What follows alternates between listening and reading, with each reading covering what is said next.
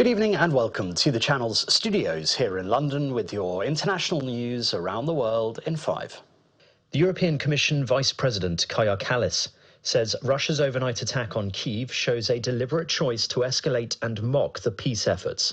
Strikes on the Ukrainian capital killed at least 15 people, including 4 children.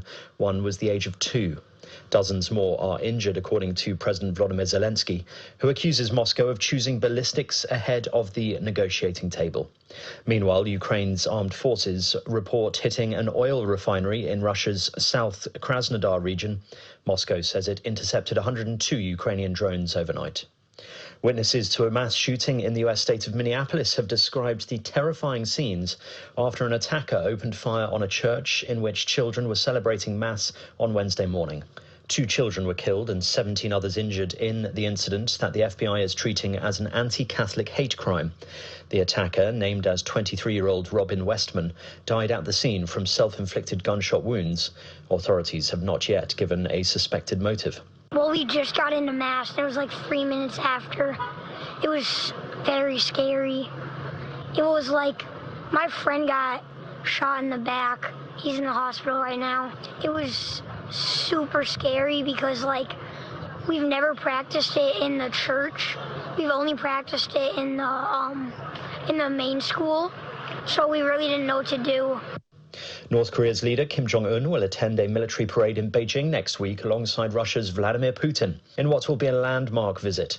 This is Kim's first multilateral international meeting, making the event a diplomatic win for China's Xi Jinping, who has been pushing for a new Beijing-led world order. It allows Xi to signal his influence, although limited, on both Mr. Putin and Mr. Kim at a time when Washington is attempting to make a deal with Moscow to end the war in Ukraine. Some 200,000 people have been evacuated as floods devastate parts of Pakistan's Punjab province. Rescuers carried residents to safety in boats after disaster authorities warned of exceptionally high floods along the Ravi, Sutlej and Chenab rivers. Several districts called in the army to help. It comes after Pakistani officials said India had warned it would release water from a major dam upstream, causing heavy flooding in parts of what is Pakistan's most populous province. Both countries have suffered intense rainfall in recent weeks, with monsoon rains killing more than 800 people in Pakistan since June. Germany's cabinet has passed a draft bill which will introduce a voluntary military service. The bill could also lead to conscription if more troops are needed. It's part of a move to boost German national defences following Russia's invasion of Ukraine.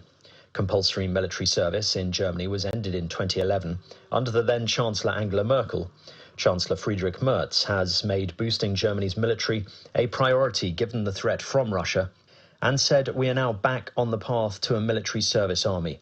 Germany's plans also follow calls by US President Donald Trump for Europe to take more responsibility for its own defence.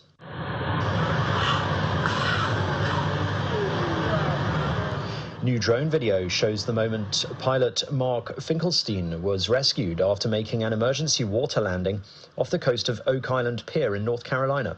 The personal aircraft experienced engine failure. Rescuers, who are already in the area, responding to a nearby call, are seen rushing to the small plane and extracting Finkelstein in less than 30 seconds. The rescue footage was released on the 27th of August after officials from the Federal Aviation Administration finished their investigation. Scientists have discovered a bizarre armoured dinosaur which had metre-long spikes sticking out from its neck. The species, called Speciomelus afer, lived 165 million years ago and is the oldest example of a group of armoured dinosaurs called ankylosaurs. The elaborateness and spikiness of the animal found in Morocco has come as a shock to experts who now have to rethink how these armoured dinosaurs evolved. And a tense debate in the Mexican Senate descended into a brawl between 2 of the chamber's most senior politicians. Senator Alejandro Moreno of the opposition Institutional Revolutionary Party grabbed the president of the Senate, Gerardo Fernandez Noronha, demanding to be allowed to speak. After some pushing and shoving, Moreno threw punches and a photographer was injured. Tempers had already been running high throughout the debate about the presence of armed forces from other countries on Mexican soil. And that's your international news around the world in 5. Now back to the channel's studios in Lagos.